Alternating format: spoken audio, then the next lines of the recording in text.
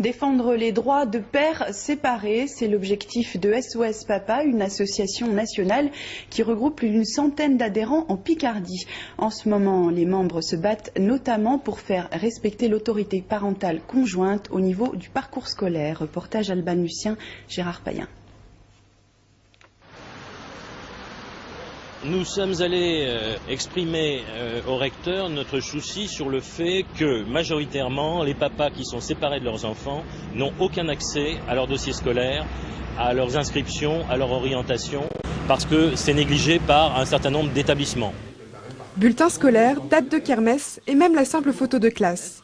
Des détails de la vie quotidienne d'un enfant auxquels les papas séparés n'auraient pas toujours accès. Même si un parent a la garde principale de l'enfant, l'autorité parentale reste partagée.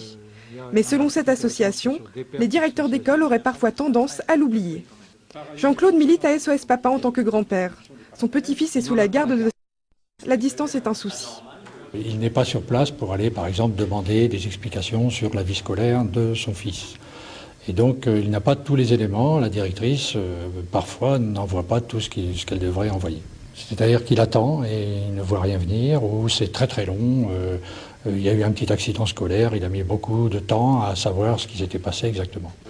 Pourtant, les textes de loi l'indiquent, la symétrie doit être parfaite entre les parents séparés. Les décisions éducatives relatives à l'enfant requièrent l'accord des deux parents. Voilà. C'est extrêmement clair. Mais entre la théorie et la pratique, il y a parfois un fossé. Pour le combler, des recours. Il écrit une lettre recommandée avec accusé de réception, il donne les termes de son jugement en disant « j'ai l'autorité parentale conjointe, rien ne s'oppose à ce que j'ai accès à l'information ». Si ça ne va pas, éventuellement il demande à l'inspection académique qui fait redescendre l'information en demandant au directeur pourquoi est-ce qu'il y a une entrave. Le procureur de la République à qui on peut faire un petit signe. Mais ces trois papas sont rassurés. Directeur et inspection académique vont recevoir une note du rectorat pour leur rappeler qu'informer le père comme la mère sur la scolarité de leurs enfants est une obligation.